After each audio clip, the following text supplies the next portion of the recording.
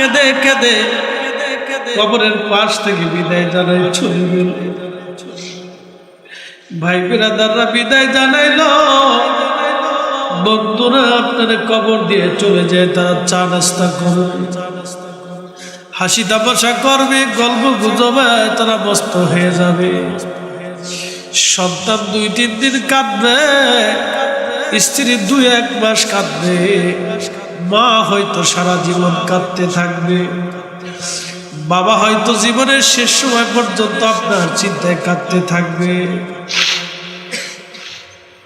দুনিয়ার মানুষ আপনাকে একদিন ভুলে যাবে, কিন্তু নবীর কদমের গোলামি যদি করে যান, আল্লাহ নবী ডাক দেয় বলেন, উম্মত সবাই বললে আমি নবী ভুলবো না,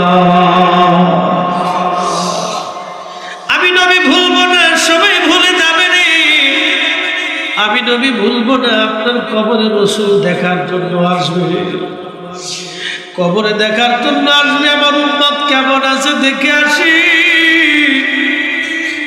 যদি রাসূলের গোলামি করে যান, দুনিয়ার আখিরাত আপনার জন্য ধন্য হয়ে যাবে। আল্লাহর নবী বলতেছেন, উম্মত রে, তোমরা বান্দারে কবরস্থ করিয়া তাড়াহুড়া করে কবর থেকে তোমরা চলে আসবে না। আল্লাহর নবী কবরস্থ করার পরে কবরের পাশে নবীজি দাঁড়ায় থাকতেন, বসে থাকতেন। আল্লাহর নবী বসে বসে তাসবিহ পড়তেন। আল্লাহর নবী ডাক দিয়ে বলেন, উম্মত তোমরা কবরস্থ করার পরে তাড়াহুড়া করে তোমরা চলে আসবে না, তোমার ভাইয়ের কবরের কাছে তোমরা দাঁড়ায় থাকবা। ইস্তাগফিরু লিআখিকুম, হাদিসের পরিভাষায় নবী হুকুম করলেন, তোমরা তোমার ভাইয়ের জন্য ইস্তেগফার করতে থাকবা। অনেক মানুষ আছে দেখবেন কবরস্থ করার পরে বলে তাড়াতাড়ি চলে যান, সরে চলে যান, কবরের পাশে আর থাকবেন না, চলে যান। না না, এদের কথা শুনবেন না, এরা বেদাতি। কবরের পাশে কিছু সময় দাঁড়াবেন, কোরআন শরীফ থেকে তেলাওয়াত করতে থাকবেন, কিছু সময় তাসবিহ পড়তে থাকবেন, দুরূদ শরীফের আওয়াজ দিবেন। কবর বড় কঠিন জায়গা, বড় কঠিন জায়গা। আল্লাহর হাবিব ডাক দেয়া বলতেছে, উম্মত রে, কবর থেকে তাড়াহুড়া করে চলে আসবা না। একটা উট জবাই দেওয়ার পরে, এই উটটাকে ছিলানোর পরে চামড়া ছিলাইয়া গোশত বানাইয়া বন্টন করতে যে সময়ের দরকার তোমার ভাইয়ের কবরের পাশে, সেই সময়টুকু পর্যন্ত তোমরা দাঁড়ায় জিকির করো, কোরআন শরীফ পড়তে থাকো, দুরূদ শরীফ পড়তে থাকো।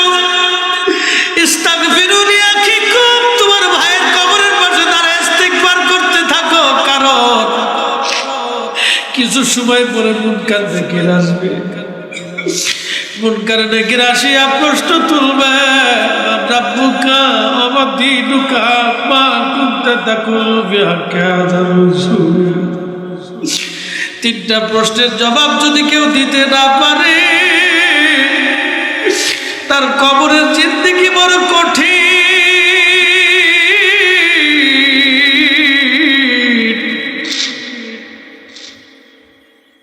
তার আখিরাতের জিন্দেগি বড় কঠিন, কবরের জিন্দেগি বড় কঠিন, কবরের জিন্দেগি বড় ভয়াবহ হবে।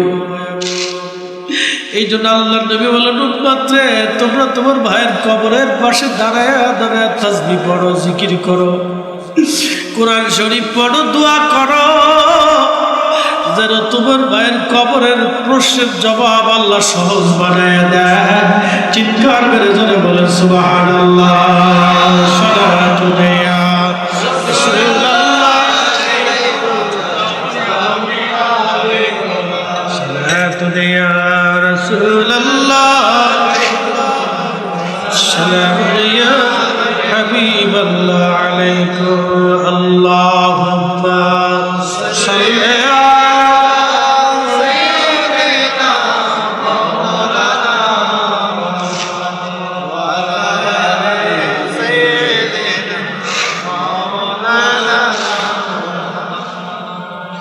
জিন্দেগি তোর যাইরে ফাঁকি দিয়া রে সোনার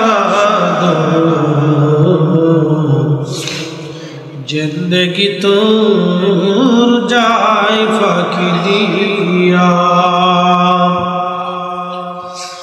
ও আদাব রে বাগ ধরিয়া গেছে দাড়ি ধরবাসে গোটা চারি সব জানি গিয়াছে করিয়ারে সোনার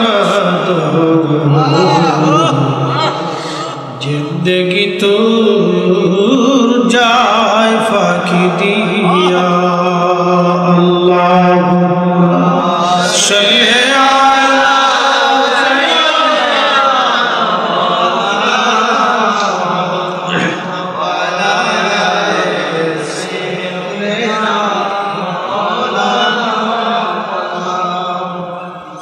কবর বড় কঠিন জায়গা। আল্লাহ রাসূল বলেন কবরের পাশে দাঁড়াও। নাহাইতুকুম আন জিয়ারাতিল কুবুর, কবর জিয়ারত আগে আমি নিষেধ করতাম, ফাজুরুহা এখন আর নিষেধ করি না, তোমরা কবরের পাশে যাও, জিয়ারত করো, জিয়ারত করো, কবরের পাশে দাঁড়াও। কবরের পাশে দাঁড়াইলে তোমার দুইটা লাভ হবে, একটা আখিরাতের কথা মনে হবে, 2 নম্বর তোমার দিল পাথরের মতো যদি শক্ত হয়, কবরস্থানে কবরের পাশে দাঁড়াইলে মোমের মতো নরম হয়ে যাবে।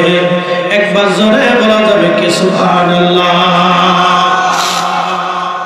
আজরাইলের আসল সুরত খুবই বিকট, খুবই ভয়াবহ সুরত তার। যখন পাপিষ্ঠ যারা আজরাইল আলাইহিস সালাম যখন আসে, তখন তার সুরত দেখার পরে ওই রুহুটা প্রত্যেক দেহের অঙ্গ প্রত্যঙ্গের মধ্যে পালায়, রুহু দৌড়াইতে থাকে। একবার পায়ের পৃষ্ঠদেশে যায়, আঙ্গুলের মাথায় আসে, পালানোর চেষ্টা করে, সে দৌড়ায় দৌড়ায়, মৃত্যুর যন্ত্রণা তখন বাড়তে থাকে, কঠিন হতে থাকে মৃত্যু। কত কঠিন মৃত্যু! প্রিয় নবীজি ডেকে বলতেছে, উম্মত, একটা উট বিনা কুরবানিতে, বিনা জবাহ করাতে, জিন্দা অবস্থায় একটা উটের চামড়া ছিলাইলে, জিন্দা অবস্থায় একটা উটের চামড়া ছিলাইলে যে পরিমাণে কষ্ট হয়, আহা, ওই উটটাকে আবার চামড়া দেওয়ার পরে আবার ছিলানো হবে, আবার চামড়া হবে, আবার ছিলানো হবে, এইভাবে 100 বার চামড়া হবে, 100 বার তাকে আবার ছিলানো হবে। একটা উটকে 100 বার চামড়া ছিলাইলে যেই পরিমাণে কষ্ট হয়, বদকার পাপিষ্ঠদের রুহু কবজের সময় এরকম কষ্ট হতে থাকে। আল্লাহর নবী বললেন, আঙ্গুলের মাথায় রুহুগুলি দৌড়ায় দৌড়ায় আসে, রুহুটা আবার বিভিন্ন জায়গায় দৌড়ায় আজরাইল থেকে পালানোর জন্য। কিন্তু আজরাইল আলাইহিস সালাম তাকে তো অবশ্যই নিয়ে চলে যাবে। যাকে নিয়ে যাওয়া হলো তাকে দেখা গেল না, যিনি নিলেন তাকেও দেখা গেল না, কিন্তু চলে গেছে সত্য। যেই জগতে নিয়ে যাওয়া হলো সেই জগতের সত্য। আল্লাহর কোরআন বলতেছে, সুম্মা তুরাদ্দুনা ইলা আলিমিল গায়বি ওয়াশ শাহাদাত, অতঃপরে এমন একজন মালিকের কাছে তোমরা আসবা, যে মালিক আমি আল্লাহ। আমি আল্লাহ তোমার গোপনেরটাও জানি, তোমার প্রকাশ্যেরটাও আমি আল্লাহ রাব্বুল আলামিন জানি। আল্লাহ রাসূল বলেন, ইমানদার, তোমাদের জন্য একটা সুসংবাদ আছে। সুসংবাদ হলো, যখন নবীর গোলাম, আল্লাহর গোলাম যখন মারা যায়, তখন জিবরাইল আলাইহিস সালাম সুন্দর সুরত নিয়ে আজরাইল আসে। আজরাইলকে দেখলে, মালাকুল মউতকে দেখলে ডর হয় না। তখন মালাকুল মউত ডাক দেয়, ইয়া আইয়াতুহান নাফসুল মুতমাইন্না তুরজিহি ইলা রাব্বিকি রাদিয়াতান মারদিয়া।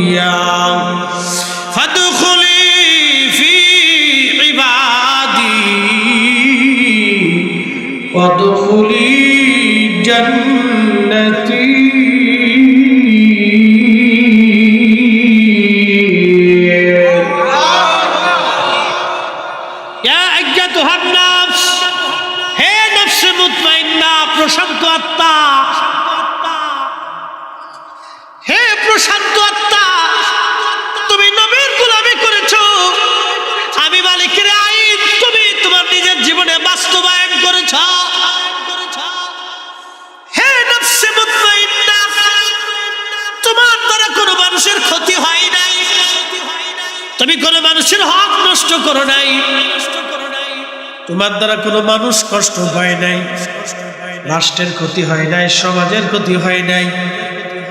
তুমি নবীর গোলামি করে আল্লাহর আইন মেনে মেনে তুমি চলে আসছো। হে নফসে মুতমাইন্না, প্রশান্ত আত্মা, সুস্থ আত্মা, তুমি আসো আমি আল্লাহর দরবারে। একবার জোরে বলা যাবে কি মারহাবা। এজন্য ওলিরা ইন্তেকাল করলে তাদের মাজার হয়। ওলিরা ইন্তেকাল করলে মানুষ তাদের জিয়ারতে, কারণ তারা নফসে মুতমাইন্না। ইরজিই, আসো ইলা রাব্বিকি রাদিয়াতাম মারদিয়া, আমি আল্লাহর খুশির দিকে তুমি আসো। আমি আল্লাহ তোমার উপরে খুশি, আমি আল্লাহ তোমার উপরে খুশি। ফাদখুলি ফি ইবাদি ওয়াদখুলি জান্নাতি, তুমি আমার নিয়ামতপ্রাপ্ত বান্দাদের সাথে আমার জান্নাতে, তুমি সেই জান্নাতে আসো। এই জন্য ওলিরার ইন্তেকালের পরে তাদের কবর জান্নাতের বাগান হয়ে যায়, রওজাতুম মিন রিয়াদিল জান্নাহ হয়। তাদের কবরকে আল্লাহ রওজা বানায় দেয়, রওজা বানায় দেয়। আরে আমার নবীর গোলামির জন্য যদি উম্মতের কবর রওজা হতে পারে, আর আমার দেশের বুকে হাত বেঁধে নামাজ পড়ে এক মুসলমান আছে, আল্লাহ মুনাফিক আছে, ওরা ওয়াজ করে কয় নবীর কবরকে কবর বলতে হবে, রওজা বলা হারাম। যারা রসুলের কবর মুবারক রওজা মুবারককে রওজা বলতে চায় না, রওজা মনে করে না, তারা মূলত আল্লাহর কোরআন মানে না। কি কথা কর না কেন, ঠিক কিনা?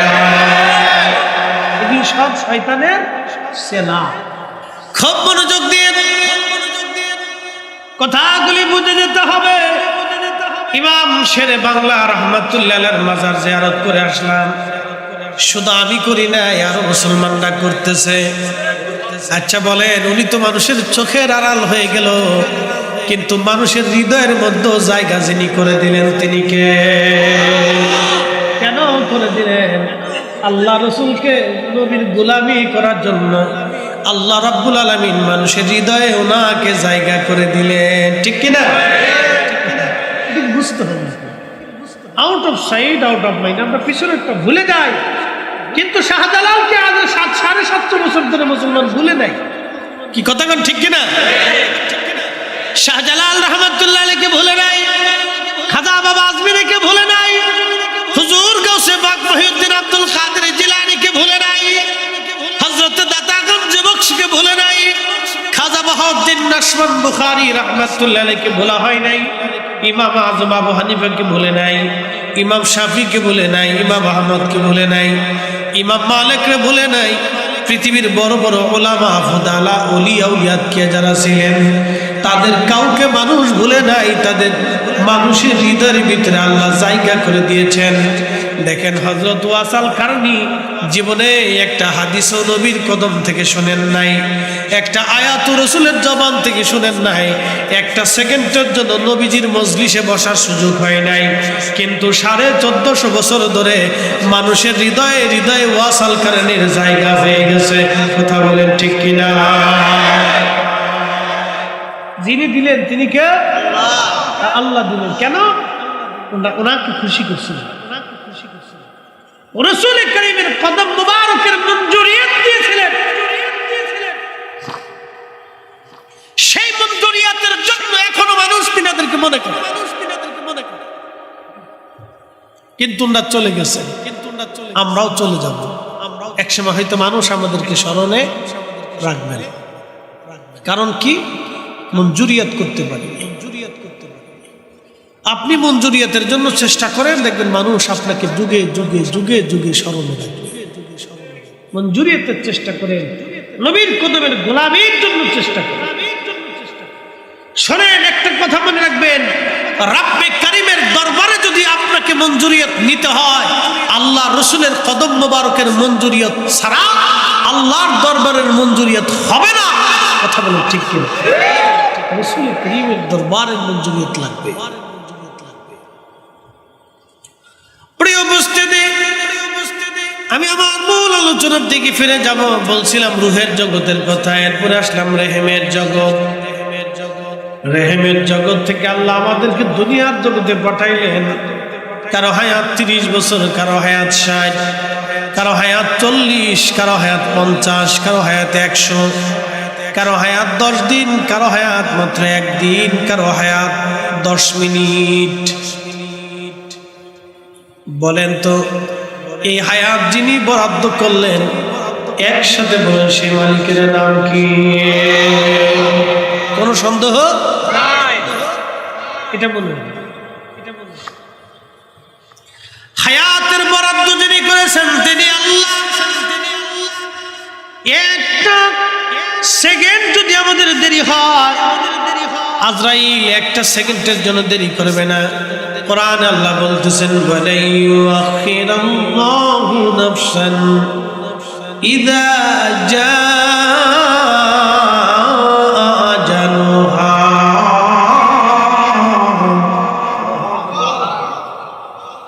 আল্লাহ বললেন হাবিব উম্মতকে জানান আমার বান্দার হায়াতের সীমানা যখন শেষ হয়ে যাবে, 1 সেকেন্ড আগেও হবে না, 1 সেকেন্ড পরেও হবে না। হায়াত যদি শেষ হয়, দুনিয়াতে থাকার আর কোনো সুযোগ নাই। আর দুনিয়া থেকে কবরে চলে আসলে ফিরে যাওয়ার আর কোনো সুযোগ নাই। একদিন মাটি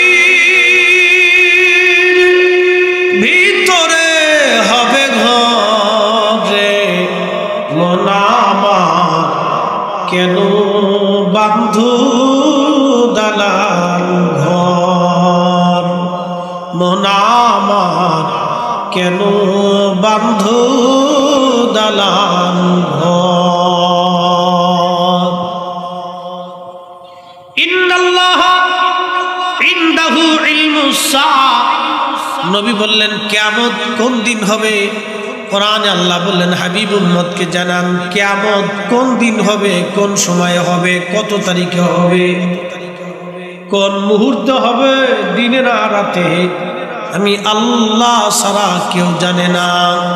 ওয়ায়ুনাজ্জিলুল গায়স, বৃষ্টি কখন আসবে, কোন সময় আসবে, আল্লাহ ছাড়া কেউ জানে না। একবার জোরে বলবেন কি মারহাবা।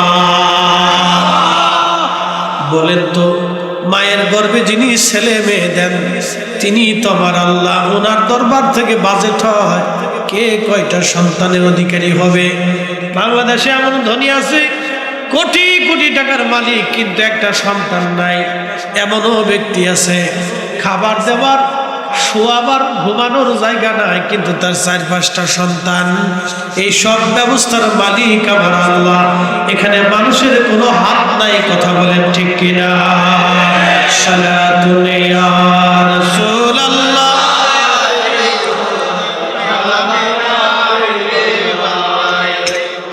সালাতুন ইয়া রাসূলুল্লাহ।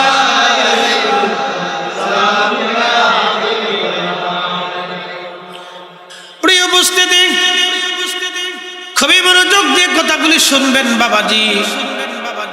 আমি কোরআন শরীফ থেকে বলছিলাম, আল্লাহ বলেন ওয়ায়ালামু মা ফিল আরহাম, মায়ের পেটে ছেলে নামে আল্লাহ ছাড়া কেউ জানে না। কিন্তু একটা কথা মনে রাখবেন, আল্লাহর নবী ফাতেমা রাদিয়াল্লাহু আনহার ব্যাপারে বলে দিয়েছিলেন তালিদ ফাতিমাতু ইনশাআল্লাহু গুলামান জাকিয়া, আমার ফাতেমার গর্ভে অচিরেই একটা সন্তান আসবে, তিনি ইমাম হুসাইন রাদিয়াল্লাহু আনহু। একবার জোরে বলবেন কি মারহাবা।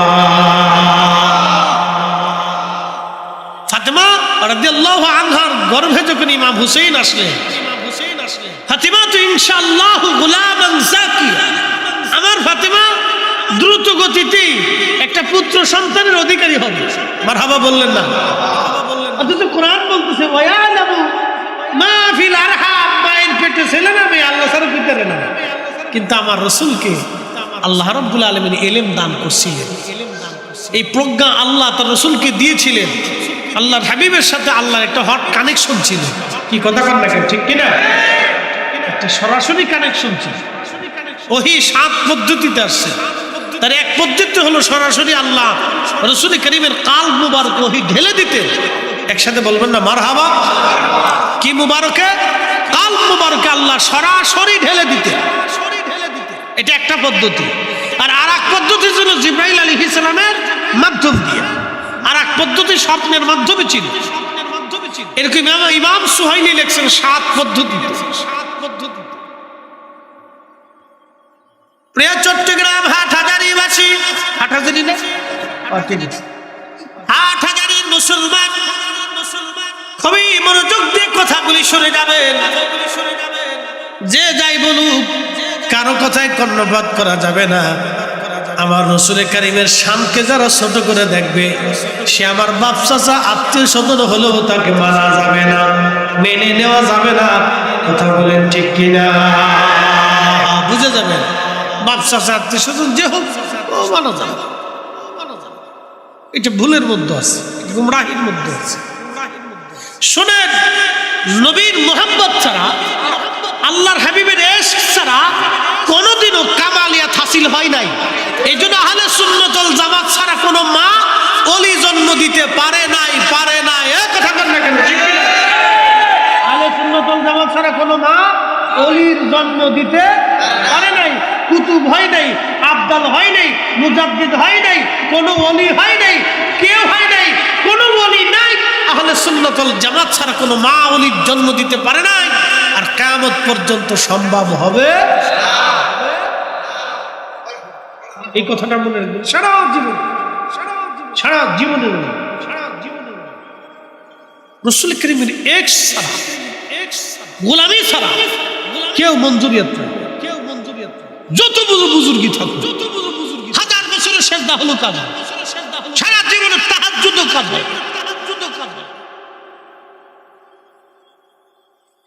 প্রিয় হাটহাজারীর মুসলমান, আল্লাহ রাব্বুল আলামিন পরবর্তী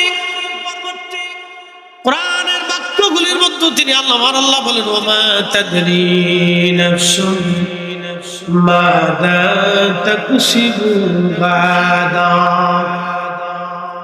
আগামী সময় মানুষের জীবনে কি বয়ে আসবে, কি আসবে, ভাগ্যে কি লেখা আছে আল্লাহ ছাড়া কেউ জানে না।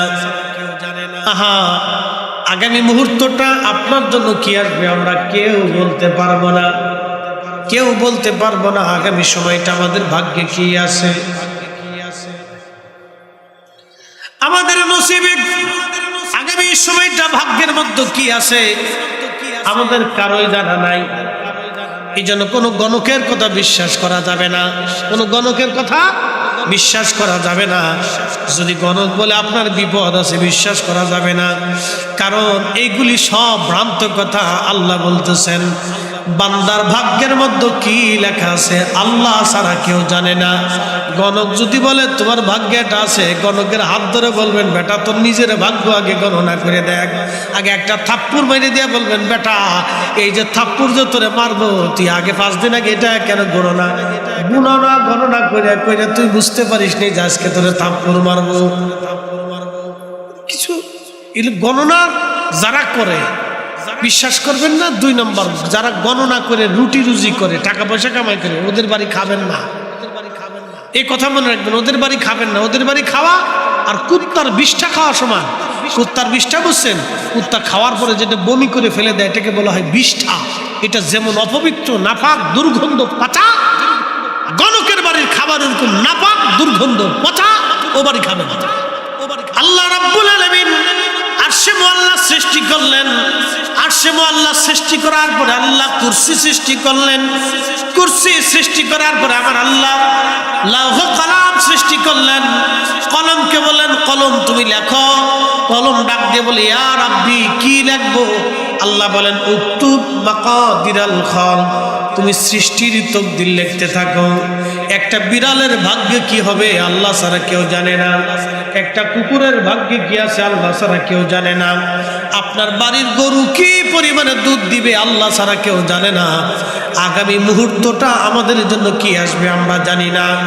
আগামীর সকাল পৃথিবীর জন্য কি আসবে আমরা কেউ জানি না। আগামীর সূর্যোদয় বাংলাদেশের জন্য কি হবে আমরা কেউ জানি না। এক সময় যারা ক্ষমতায় ছিল তারা হয়তো ভাবছিল আমরা ক্ষমতা পেয়ে গেছি, এখন যারা ক্ষমতা আসছে তারা চিন্তা করতেছে আমরা বিরাট কিছু হয়ে গেছি। আসলে ঘোড়ার ডিম কিছুই না, ক্ষমতা কারো চিরস্থায়ী না, এটা আজকে আছে কালকে নাই, কথা কোন ঠিক কিনা? আজকে আছে এগুলি নিয়ে ভাড়াভাড়ি কারাকারি গুতাগুতি লাফালাফি ভিডি ভিডি যারা করে তারা বুকা, এটা বুঝে না যে ওটা আগামী দিন শেষ হয়ে যাবে, এটা আল্লাহ কর্তৃক ফাইসালা, এটা শেষ হবেই। 3000 বছরের রোম সাম্রাজ্য, পার্সিয়ান সাম্রাজ্য শেষ হয়ে গেছে, 7-8 বছরের রোমান সাম্রাজ্য শেষ হয়ে গেছে, 600 বছরের উসমানী সাম্রাজ্য শেষ হয়েছে, আব্বাসীয়, উমাইয়া, ফাতেমীয়, কত পৃথিবীর সাম্রাজ্য শেষ হলো। চেঙ্গিস খানের মতো এত প্রতাপশালী বাচ্চা 2 কোটি মানুষ যে জীবন কেড়ে নিয়ে নিল, হাজার হাজার নারী ধর্ষণ করলো, আজকে তার কবর পৃথিবীতে খুঁজে পাওয়া যায় না, তার সাম্রাজ্য নিশ্চিহ্ন হয়েছে। আজকে যদি তার কবর পাওয়া যেত তাহলে আমি নিশ্চিত বিশ্বাসী তার কবরে যা মানুষ পেশাব করতো, পায়খানা করতো, তার কবরে যা থুতু নিক্ষেপ করতো, সে শুধু তার সাম্রাজ্য বাঁচানোর জন্য 2 কোটি মানুষের জীবন কেড়ে নিয়েছিল। সেই সময় হালাকু তার সাম্রাজ্য বাঁচানোর জন্য ইরাকের বাগদাদে 16 লক্ষ মুসলমানকে হত্যা করেছিল, কিন্তু আজকে হালাকু নাই। ইরাকের বাগদাদে ইসলাম আছে, ইরাকের বাগদাদে কালেমার আজান হয়, ইরাকের বাগদাদে কোরআনের তেলাওয়াত হয়, ইরাকের বাগদাদে মুসলমানরাই শাসন করে। কথা বলে ঠিক না? ক্ষমতা এগুলি স্থায়ী না, শেষ। প্রিয় উপস্থিতি আমার, আল্লাহ রাব্বুল আলামিন কোরআন আরো বললেন, ওয়ামা তাদরি নাফসুম বিআইয়ি আরদিন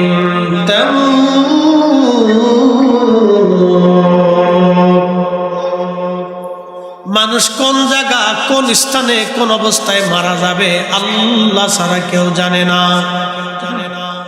কোন জায়গা, কোন সময়, কোন মুহূর্তে, কোন স্থানে মানুষ মারা যাবে আল্লাহ ছাড়া কেউ জানে না, আল্লাহ ছাড়া কেউ জানে না।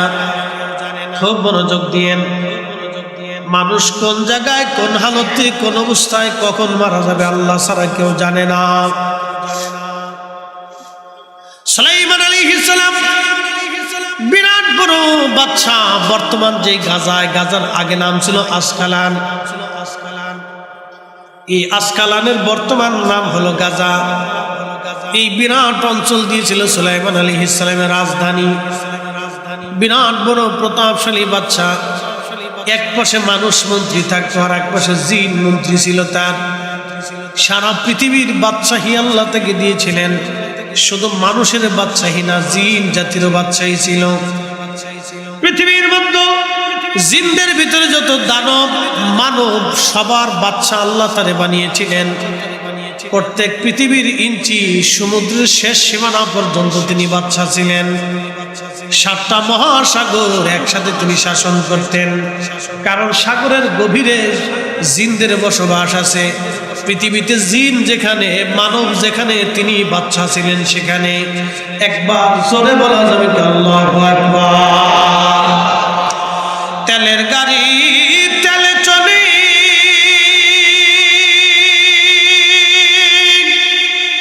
হাওয়ার গাড়ি হাওয়ায় উড়ে, বিনা তেলে চালায় গাড়ি নবী সুলাইমান। আমরা সেই মুসলমান, আমরা সেই মুসলমান। সালাতুল ইয়া রাসূলুল্লাহ আলাইকুম সালামুন ইয়া সালাতুল ইয়া রাসূলুল্লাহ আলাইকুম সালামুন ইয়া।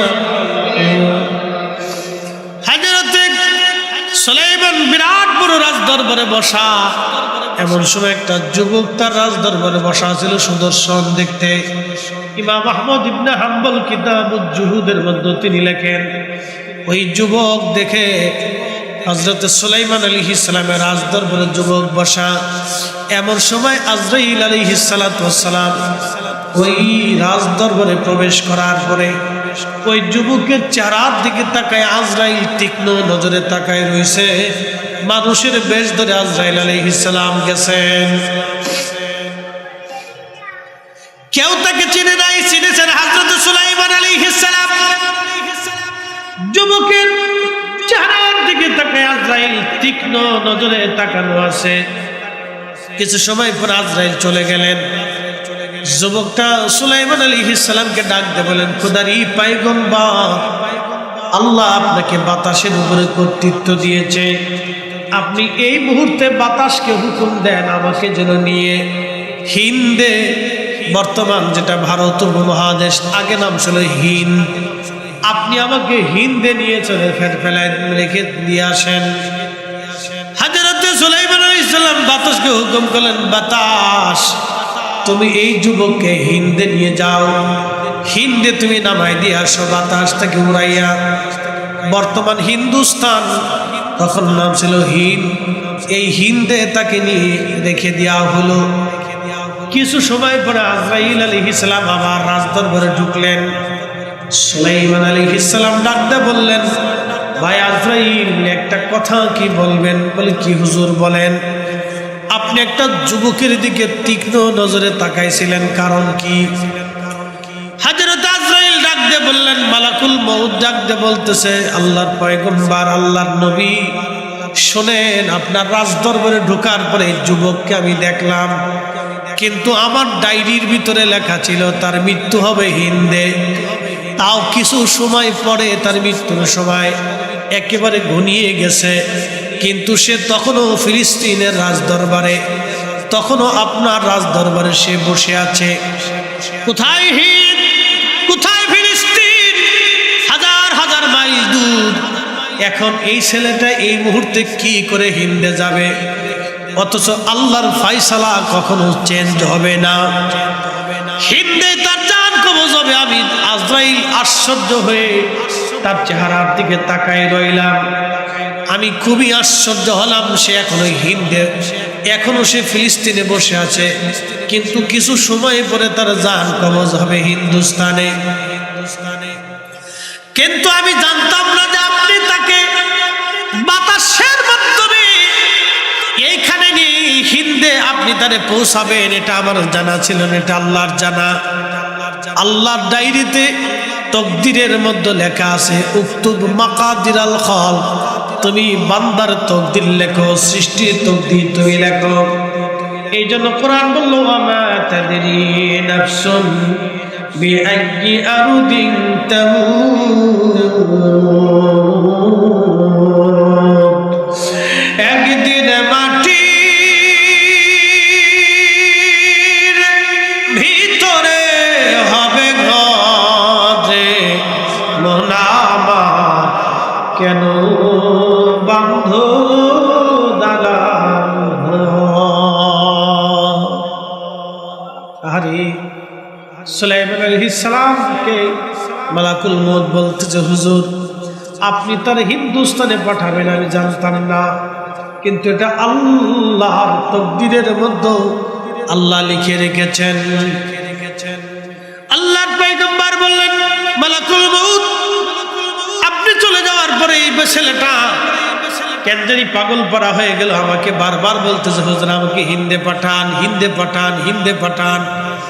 আমি বাতাসের মাধ্যমে তার দ্রুত গতিতে হিন্দে পৌঁছাইলাম। আজরাইল বলল, হুজুর বাতাস তাকে নিয়ে হিন্দে রাখার সাথে সাথে আমি তার জান কবজ করলাম।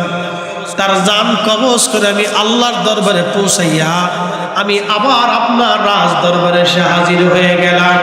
একবার আওয়াজ তুলে বলবেন কি আল্লাহু আকবার। মৃত্যু যেখানে লেখা আছে, যে কোনো মূল্যে আপনি সেখানে যেতেই হবে। আপনার মরণ যেখানে লেখা আছে, যে কোনো মূল্যে আপনাকে সেখানে যেতেই হবে। আল্লাহ আপনাকে যে কোনো মাধ্যমে আপনাকে সেখানে নেবে, কোনো রক্ষা নেই, কোনো রক্ষা নেই। কোরআন আল্লাহ বলতেছেন, কুল, হুজুর আপনি উম্মতকে বলে দেন, কুল ইন্নাল মাউতাল্লাযী তাফিরুনা মিনহু ফাইন্নাহু মুলাকীকুম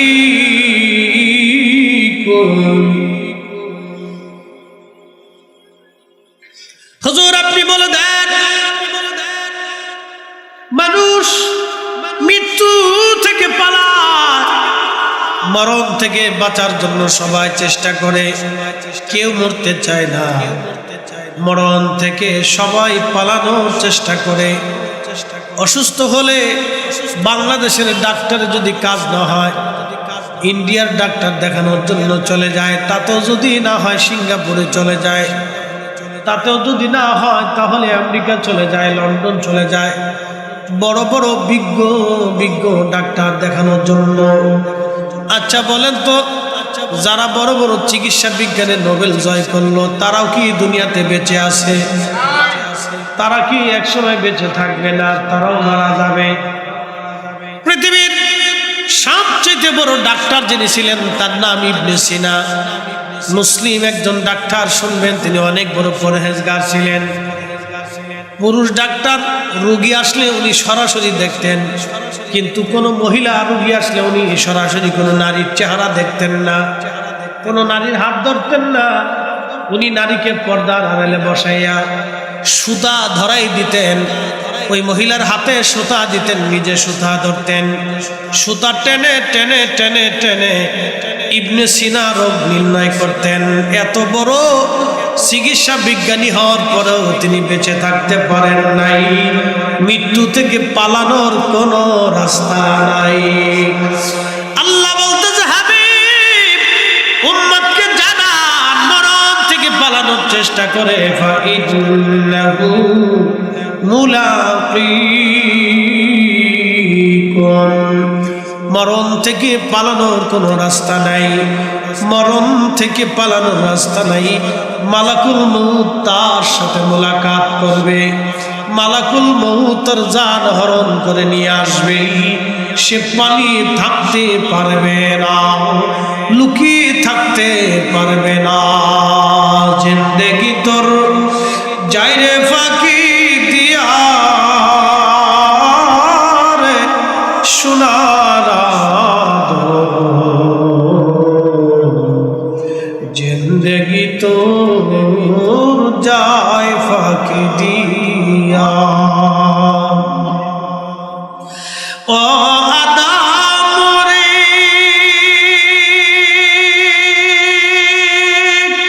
কাবিনের ওই কোলেতে কাল ঘুমেতে রইলি তুই, সারা নিশি কাটাইলি তুই ঘুমাইয়া ঘুমাইয়া রে সোনার জিন্দেগি তো যায় ফাঁকি দিয়া। সালাতু ইয়া রাসূলুল্লাহ আলাইকুম সালাতু ইয়া রাসূলুল্লাহ।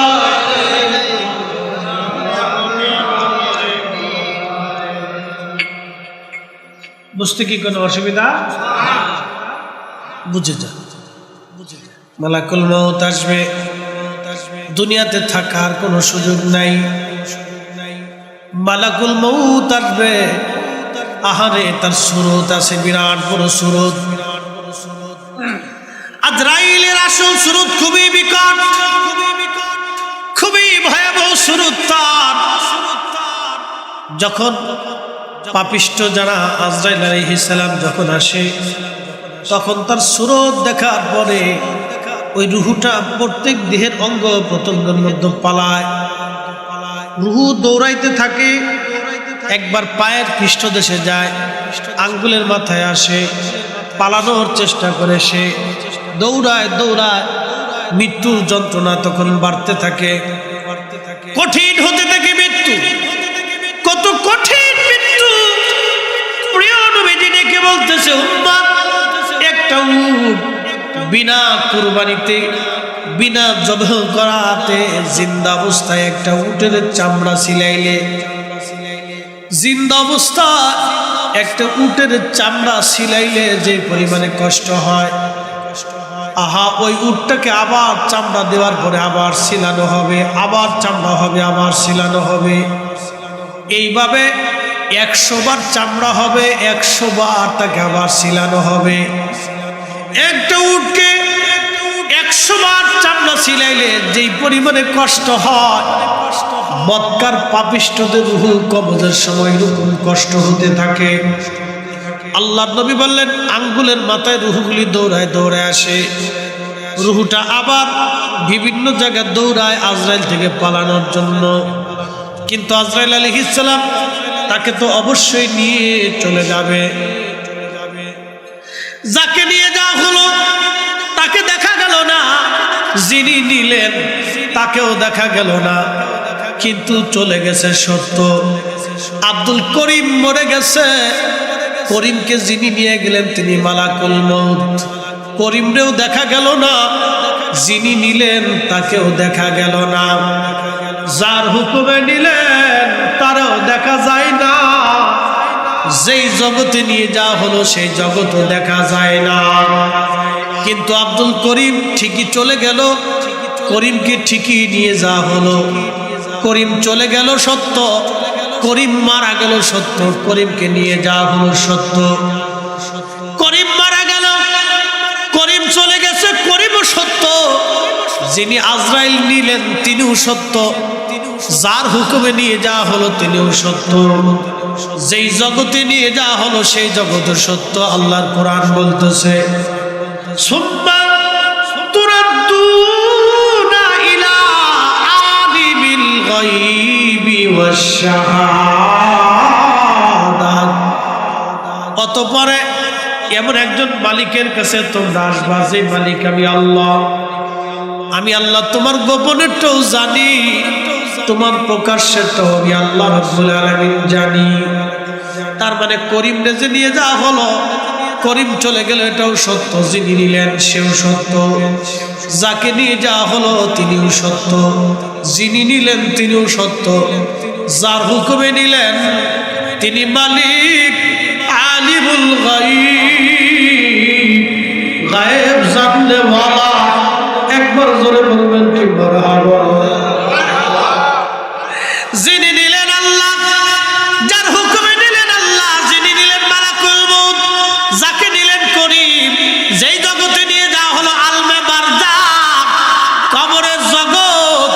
এত সময় ছিলেন দুনিয়ার জগৎ, এখন চলে আসতেছে কবরের জগৎ। আল্লাহ রাসূল বললেন একটা উটকে 100 বার চামড়া ছিলাইলে যে পরিমাণে যন্ত্রণা হয়, কাফির আর বেঈমানদের মৃত্যু এরকম ভয়াবহ কষ্ট হতে থাকে। আল্লাহ রাসূল বলেন ঈমানদার তোমাদের জন্য একটা সুসংবাদ আছে। সুসংবাদ হলো যখন নবীর গোলাম, আল্লাহর গোলাম যখন মারা যায়, তখন জিবরাইল আলাইহিস সালাম সুন্দর সুরত নিয়ে আজরাইল আসে। আজরাইলকে দেখলে, মালাকুল মউতকে দেখলে ডর হয় না। তখন মালাকুল মউত ডাক দেয় ইয়া আইয়াতুহান নাফসুল মুতমাইন্না তুরজিহি ইলা রাব্বিকি রাদিয়াতান মারদিয়া ফাদখুলি ফি ইবাদি ওয়াদখুলি জান্নাতি।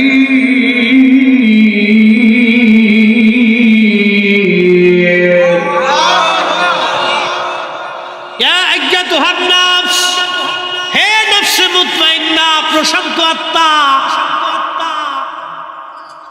হে প্রশান্ত আত্মা, তুমি নবীর গোলামি করেছো। আমি মালিকের আইন তুমি তোমার নিজের জীবনে বাস্তবায়ন করেছো। হে নফসে মুতমাইন্না, তোমার দ্বারা কোনো মানুষের ক্ষতি হয় নাই, তুমি কোনো মানুষের হক নষ্ট করো নাই, তোমার দ্বারা কোনো মানুষ কষ্ট পায় নাই, রাষ্ট্রের ক্ষতি হয় নাই, সমাজের ক্ষতি হয় নাই। তুমি নবীর গোলামি করে আল্লাহর আইন মেনে মেনে তুমি চলে আসছো। হে নফসে মুতমাইন্না, প্রশান্ত আত্মা, সুস্থ আত্মা, তুমি আসো আমি আল্লাহর দরবারে। একবার জোরে বলা যাবে কি মারহাবা। এজন্য ওলিরা ইন্তেকাল করলে তাদের মাজার হয়। ওলিরা ইন্তেকাল করলে মানুষ তাদের জিয়ারতে, কারণ তারা নফসে মুতমাইন্না। ইরজিই, আসো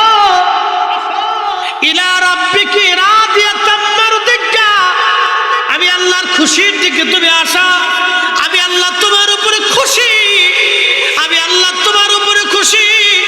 ফাদখুলি ফি ইবাদি ওয়াদখুলি জান্নাতি, তুমি আমার নিয়ামতপ্রাপ্ত বান্দাদের সাথে আমার জান্নাতে, তুমি সেই জান্নাতে আসো। এই জন্য ওলিরার ইন্তেকালের পরে তাদের কবর জান্নাতের বাগান হয়ে যায়, রওজাতুম মিন রিয়াদিল জান্নাহ হয়। তাদের কবরকে আল্লাহ রওজা বানায় দেয়, রওজা বানায় দেয়। আরে আমার নবীর গোলামীর জন্য যদি উম্মতের কবর রওজা হতে পারে, আর আমার দেশের বুকে হাত বেঁধে নামাজ পড়ে এক মুসলমান আছে, আল্লাহ মুনাফিক আছে, ওরা ওয়াজ করে কয় নবীর কবরকে কবর বলতে হবে, রওজা বলা হারাম। যারা রসুলের কবর মুবারক রওজা মুবারককে রওজা বলতে চায় না, রওজা মনে করে না, তারা মূলত আল্লাহর কোরআন মানে না। কি কথা কর না কেন, ঠিক কিনা? এগুলি সব শয়তানের সেনা। সাচ্চে মুসলমান ওরা, নামে মুসলমান, ইমানদারের ইমান নিয়ে করছে যারা খেলা, ওরাই তো আসলে এজিদেরই চেলা। দাড়ি টুপি পাগড়ি আছে, দেখতে মৌলানা, ভিতরে নাই নবী প্রেম, ইয়াজিদে ভরা। আরে কেউ যদি কোরআনের আয়াত বুঝে, তাহলে তো বুঝতেই হবে খাজা বাবা আজমিরের কবর রওজা হয়ে গেছে। কি কথা কর না কেন? কেউ যদি কোরআনের আয়াত বুঝে, নফসে মুতমাইন্নার আয়াত যদি বুঝে, ইরজিই ইলা রাব্বিকি রাদিয়াতাম মারদিয়া, তুমি আল্লাহর সন্তুষ্টির দিকে আসো। আহা, মুজাদ্দিদ আল ফাসানির কবর আল্লাহ রওজা বানাই দিলেন, খাজা বাহাউদ্দিন নকশবন্দ বুখারীর কবর রওজা হয়ে গেল, হুজুর গাউসে পাক মুহিউদ্দিন আব্দুল কাদের জিলানীর কবর রওজা হয়ে গেল, আল্লাহর ওলি সাহাবায়ে কেরামের কবর আল্লাহ রওজা বানাই দিল। একবার জোরে বলা যাবে কি মারহাবা? আরে নবীর কদমের গোলামের জন্য যদি নবীর গোলামের কবর রওজা হয়, তাহলে মনিবের কবর কি হতে পারে? কানার ঘরের কানা। কোরআন পড়ে কিন্তু কোরআনের হাকিকত বুঝে না, ঠিক কি না? এজন্য সুন্নি আহলে সুন্নাত ওয়াল জামাত ছাড়া কোনো মা ওলির জন্ম দিতে পারে না। আপনাদেরকে বুঝতে হবে, আমি কোরআন শরীফ থেকে আল্লাহর ফয়সালা জানাইছি, এটা আমাদের কারো ফয়সালা না, শেরে বাংলা রাহিমাহুল্লাহর ফয়সালা না, এটা ফয়সালাটা কার? এটা কি শেরে বাংলা রাহিমাহুল্লাহ লেখছে? পৃথিবীর কোন আলেম লেখছে? আল্লাহর নবী নিজে লেখছে? না, এটা আল্লাহর কালাম। যারা বলেন কার কালাম? আল্লাহর কালাম, আল্লাহর পবিত্র জবান নিঃসৃত বাণী। রব বলেছে ওরা আমার সন্তুষ্ট প্রাপ্ত বান্দা, ওদের কবর আমি রওজা বানাই দেই, ওদের আখিরাতকে আমি জান্নাতি বানাই দেই, ওরা আমার সন্তুষ্টির দিকে ফিরে আসে। এই জন্য আল্লাহর ওলি যারা, এদের জিয়ারত কিয়ামত পর্যন্ত চলতে থাকবে, কোনোদিনও বন্ধ করতে পারবে না। কথা কোন ঠিক কিনা? এটা চলবে চলবে চলবে।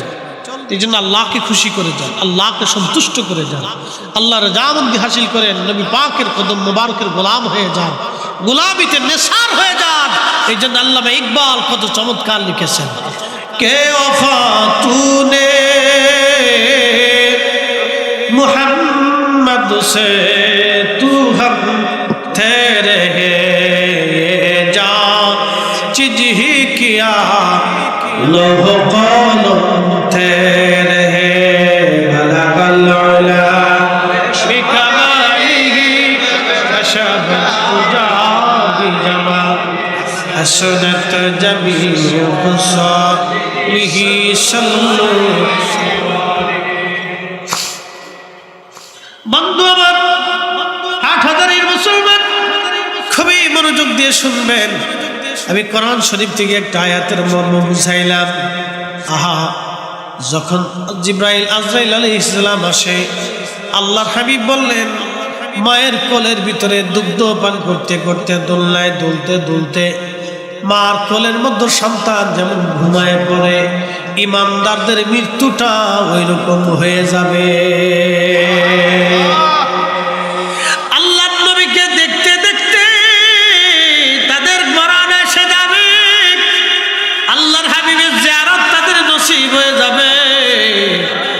সুবহানাল্লাহ বলা যাবে? প্রশ্ন রাখতে পারেন ফরিদ হুজুর, মরণের সময় কি নবী আসতে পারে? হ্যাঁ পারে। আর বাস্তব প্রমাণ হাদিসে কারিমা থেকে আপনাদেরকে শোনাই। ইমামে মাকাম, শহীদে কারবালা, সুলতানে কারবালা ইমাম হুসাইন রাদিয়াল্লাহু আনহু যখন কারবালার ময়দানে শহীদ হয়ে গেলেন, আসরের নামাজের পরে ঠিক এই সময় আব্দুল্লাহ ইবনে আব্বাস হেরেম শরীফে কাবা শরীফের সঙ্গে হেলান দিয়ে ঘুমিয়ে পড়লেন। বর্তমান যে বাইতুল্লাহ, এত মানুষ তো তখন ছিল না, তিনি কাবা শরীফের সঙ্গে হেলান দিয়ে ঘুমিয়ে পড়লেন। স্বপ্নের মধ্যে দেখতেছে আল্লাহর নবীজির হাত মুবারকের মধ্যে রক্ত, নবীজির শরীর মুবারকের মধ্যে ধুলাবালি, গা মুবারকের মধ্যে এই আপনার জুব্বা মুবারকের উপরে ধুলাবালি লাগা, চুল দাড়ি মুবারক এলোমেলো দেখা যায়। আল্লাহর হাবিব তিনি দৌড়াইয়া কাবা শরীফের দিকে আসতেছেন, আর চোখের পানি ফেলে ফেলে নবীজি কাঁদতেছিল। ইবনে আব্বাস নবীজির আপন সাহাবী, নবীজির আপন চাচাতো ভাই ছিলেন, রাইসুল মুফাসসিরিন, কোরআনের সবচেয়ে বড় মুফাসসির তিনি। তিনি বলতেছেন আমি স্বপ্ন দেখি কাবা থেকে নবীজি কেঁদে কেঁদে দৌড়ায় দৌড়ায় আসি। আমি জিজ্ঞেস করলাম ইয়া রাসূলুল্লাহ, আপনার চোখে পানি কেন? চুল দাড়ি মোবারক এলোমেলো কেন? আপনার গা মুবারকের মধ্যে ধুলাবালি লেগে আছে কেন? হুজুর এইভাবে দৌড়ায় দৌড়ায় কেঁদে কেঁদে আসতেছেন কেন? আমি ইবনে আব্বাস তো আপনাকে জীবনে কোনোদিন এরকম দেখি নাই, আপনি কেন এইভাবে কাঁদতেছেন? আল্লাহর হাবিব কেঁদে কেঁদে বলে, ইবনে আব্বাস মক্কাতুল মুকাররমায় খবর দাও, আমার হুসাইন আজ দুনিয়াতে নাই। আমি আমার হুসাইনের শাহাদাতের সময় আমি আমার হুসাইনের পাশে ছিলাম। আমি আমার হুসাইনের রক্তগুলি নিয়ে, হুসাইনের সাথীদের রক্ত নিয়ে আল্লাহর আদালতে যাচ্ছি। একবার জোরে বলা যাবে কি আল্লাহু আকবার? চিৎকার করে বলবেন কি ইয়া রাসূলুল্লাহ? তাহলে আশিকের ইন্তেকালের সময় নবী আসে কি আসে না? এসব সম্বদওয়ালে मंजूर दुआ करना, जब वक्त नजर आए आका दीदार अता करना, दीदार अता करना। मैं कब्र अंधेरी में घबराऊंगा जब तन्हा, इमदाद मेरी करने आ जाना रसूल अल्लाह, इमदाद मेरी करने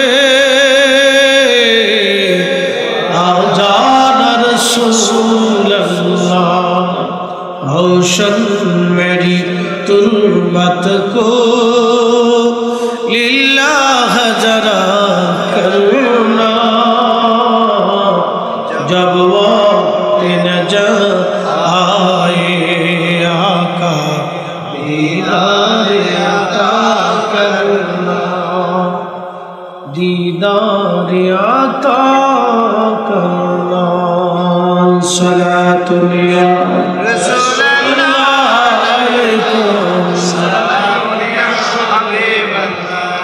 अल्लाहुम्मा सल्ली अला सय्यिदिना मौलाना मुहम्मद व अला आलि सय्यिदिना मौलाना।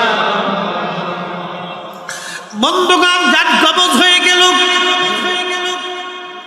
পাপিষ্ঠদের রূহ, খবিসদের রূহগুলি নিয়ে যাওয়ার সময় ফেরেশতারা জাহান্নামের কাপড় দিয়ে পেঁচিয়ে যখন নিয়ে যাস তাম সৃষ্টিতে দুর্গন্ধ ছড়ায় যায়। ফেরেশতারা ডাক দেখায়, আজরাইল এই খবিস আত্মাটা কার? সারা আসমানে গন্ধ ছড়ায় গেছে, খবিসটা কেবল অমুকের বেটা। বলে তাড়াতাড়ি তাকে জাহান্নামে নিক্ষেপ করো, গন্ধে টিকা যাচ্ছে না।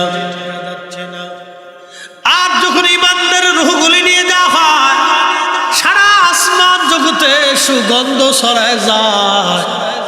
ফেরেশতারা ডাক ডাকে, আজরাইল এই নফসে মুতমাইন্নার অধিকারী কে?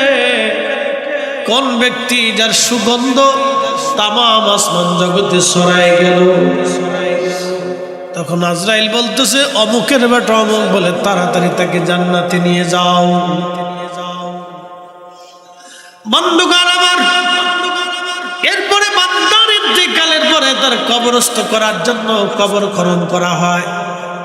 আহা, রুহু যদি বদকার হয়, ওই রুহুটা কাঁদতে থাকে আর বলে, সন্তানরা রে, আমার এত তাড়াতাড়ি কবরস্থ করো না, আমার কবরটা জাহান্নামের টুকরা হয়ে গেছে। সন্তান মানে না, আত্মীয় স্বজন বুঝে না, গ্রামবাসী কেউ আর রাখতে চায় না। যত বড় ধনী হোক, মরে যাওয়ার সঙ্গে সঙ্গে ঘর থেকে বের করে নিয়ে উঠানি নিয়ে চলে আসে। কত জমিদারি বাহাদুরি, দুনিয়ার সম্পদের অহংকার, কত রাজা বাদশা, যাদের ভয়ে মানুষ থরথর করে কাঁপত, তাদের কবরের পাশে আজ গরু ছাগল হাঁস মুরগি ভেড়া গাধা দুম্বা চড়ে বেড়ায়। তাড়ানোর ক্ষমতা যার তাদের নাই। ওই বান্দাটার রূহ কাঁদতে দেখে আর বলে, সন্তান আমার তাড়াতাড়ি কবরস্থ করো না, আমার কবর জাহান্নামের টুকরা হয়ে গেছে। সন্তানটা বলে, তাড়াতাড়ি আব্বাজানকে কবর দিয়ে দেন, 24 ঘন্টা পরে গন্ধ ছড়ায় যাবে। মানুষের ইন্তেকালের পরে 24 ঘন্টা পরে পায়খানা রাস্তা দিয়ে একটা পোকা বের হয়ে আসে। এই পোকাটা সারা শরীরের মধ্যে ছড়ায় যায়, দেখা যায় না চোখ দিয়া, সারা শরীরের মধ্যে ছড়াইয়া শরীর থেকে তখন গন্ধ বের হতে থাকে। গন্ধ 24 ঘন্টা পরে শরীর থেকে গন্ধ বের হয়। আহারে দুর্গন্ধে মানুষের কাছে যেতে পারে না। ছেলে মেয়ে আত্মীয় স্বজন গ্রামবাসী বলে, তাড়াতাড়ি কবর দাও, গন্ধ ছড়াইছে, কার কোন দুনিয়াতে রাখা যাবে না। সাদের বাড়ি সাদের গাড়ি সাদের জমি জমা সব রাখিয়া খবরে সেই দিন একা পথের যাত্রী হতে হবে। কবরে সেই দিন একা পথের যাত্রী, দুনিয়ার সব রেখে একা রওনা হতে হবে। একা শূন্য হাতে পৃথিবী বিখ্যাত বাদশা জুলকারনাইন, বাদশা জুলকারনাইনের ইন্তেকালের পরে জুলকারনাইন উজিরকে বলেন, উজির রে, আমার ইন্তেকালের পরে দুটা কাজ তোমরা করবে। 1 নম্বর কাজ হলো, আমার ইন্তেকালের পরে আমার ডান হাতটা তোমরা আমার কাফনের বাইরে এইভাবে উন্মুক্ত রেখে দিবা। 2 নম্বর, আমাকে কবরে নেওয়ার সময় সোনা দানা টাকা পয়সাগুলি যারা আমাকে বহন করে কবরে নিয়ে যাবে তাদের পায়ের নিচে ছিটাই দিবা। উজির ডাক দে বলল, হুজুর আপনি এত বড় প্রতাপশালী বাদশা, তামাম দুনিয়ার বাদশাহী আল্লাহ আপনারে দিয়েছিল, আপনার হাত কেন বাইরে রাখবো, কারণ কি? জুলকারনাইন ডাক দিয়ে বলতেছে, উজির আমার হাতটা এই জন্য বাইরে দিবা, পৃথিবীর মানুষ দেখো বাদশা জুলকারনাইন, পৃথিবীর এমন কোন ইঞ্চি মাটি নাই যে ইঞ্চি মাটির বাদশাহী আল্লাহ আমারে না দিয়েছে। যেই বাদশার কথা কোরআন শরীফে যার কথা আসছে, পৃথিবী জুড়া বাদশাহী দিয়েছিলেন। সূর্য যেখানে ডুবে যায় যে সাগরে, সেখান পর্যন্ত তিনি গিয়েছিলেন, যা আজও বিজ্ঞান যেতে পারে নাই। সূর্য যেখান থেকে উঠে সমুদ্রের শেষ সীমানা পূর্ব বিজ্ঞান যেখানে যেতে পারে নাই তিনি সেখানে গিয়েছিলেন। এত বড় বাচ্চা শূন্য হাতে বলে আমি তাম পৃথিবী জয় করেছিলাম আমার এই হাতের তলোয়ারের জোরে। এই হাতের তলোয়ার চালনা দেখে কত মানুষ রাজ্য ছেড়ে পালিয়ে গেল। জুলকারনাইন শূন্য হাতে কবরে চলে যাচ্ছি, দুনিয়ার মানুষ দেখুন। তাম পৃথিবীর বাচ্চা হওয়ার জন্য আমি অনেক সম্পদের মালিকাস, আমার কবরস্থ করার জন্য আমার খাটিয়া যখন নিয়ে যাওয়া হবে লাশ, তাদের পায়ের নিচে সোনা দানা টাকা পয়সা হীরা মানি মুক্তা জহরত মিশাই দিবা। দুনিয়ার মানুষ বুঝুক এই সোনা দানা টাকা পয়সা দিয়ে বাদশা জুলকারনাইনকে দুনিয়াতে রাখা যায় নাই। যদি সোনা দানা টাকা পয়সা দিয়ে মানুষকে দুনিয়াতে রাখা যাইতো তাহলে জুলকারনাইন কবরে যাওয়া লাগতো না। মানুষ এটা বুঝুক সোনা দানা টাকা পয়সা জুলকারনাইনের হায়াত দেয় নাই। আল্লাহর নবী বললেন কবরে নিয়ে যাওয়া হয়, গোসল করানো হয়, তখন রুহটা কাঁদতে থাকে। দেখবেন যখন গোসল করা হয় আলতো আলতো ভাবে তার শরীর মেসেজ করে ধুতে হয়, জোরে চাপ দেওয়া তার নিষেধ। ধীরে ধীরে ধীরে ধীরে তারে গোসল করানোর নিয়ম। পানি ঠান্ডা দিতে হয় না, কুসুম কুসুম গরম পানি দিতে হয়। কুসুম কুসুম গরম পানি দিয়ে তারে গোসল করানো হয়, বড়ই পাতা দেওয়া হয়। আহা, পৃথিবীর বড় বড় রাজা বাদশারা চলে গেল, তাদের কবরের চিহ্ন অনেকের হারিয়ে গেছে, কবরের মাটি পর্যন্ত হারিয়ে গেছে। তাদের রাজত্বর সীমানা আজ দুনিয়াতে নাই রে। তাদের সম্পদের অহংকার আজকে দুনিয়ায় নাই, সৈন্য সামন্ত তাদের বাঁচায় রাখতে পারে নাই। মানুষ আমরা বেহুশ, সবাইকে আল্লাহর দরবারে চলে যেতে হবে। আল্লাহ বলেন ইন্না নিশ্চয় লিল্লাহি, আমরা আল্লাহর জন্য, ওয়া ইন্না ইলাইহি রাজিউন, আমরা আল্লাহর দিকে সবাই ফিরে চলে যাব। আল্লাহর কাছে সবাই ফিরে চলে যাব। 8,000 মুসলমান আল্লাহর নবী বলতেছেন যখন গোসল করাইয়া খাটিয়ার মধ্যে করে কাফন দাফন পরায় নিয়ে যাওয়া হয়, রুহু কান্দার বলে সন্তান তোমার জন্য সুদ ঘুষ মানি নাই, দুনিয়ার মানুষের হক নষ্ট করে দিয়ে তোমার জন্য জমি জমা করছি। ছেলেরা মেয়ের আজকে আমার এত তাড়াতাড়ি কবর দাও। নবীজি বলেন আয়েশা রে, মানুষের জীবনের কঠিন সময়টা হলো এই সময়, যখন কবরে নামানো হয় লোকটা তখন রুহটা ভাবতে থাকে আমার কবর বুঝি আমার সঙ্গী যাবে। দুইজনে কবরে নামাইয়া কবর থেকে যখন উঠে চলে আসে তখন রুহ কাঁদতে থাকে, সন্তান দাঁড়িয়ে আমরা একা ফলায় যাইও নাই, কবরের জিন্দেগি বড় কঠিন, এই পথে আমি একা একা রোজ, আমার সঙ্গী কেউ নাই। দুনিয়ার জেলখানে বন্দী হইলে চেয়ারম্যান, মেম্বার, ওসিডি, সিএসপি, নেতা কর্মী দিয়া, উকিল মুক্তার দিয়া তারা সারানোর ব্যবস্থা করা হয়। কিন্তু কবরের জেলখানায় যদি নেওয়া হয়, কে সারাবে, কে দেখতে আসবে সেদিন? আমার রাসূল ছাড়া আর কোনো গতি নাই। কথা ঠিক কিনা?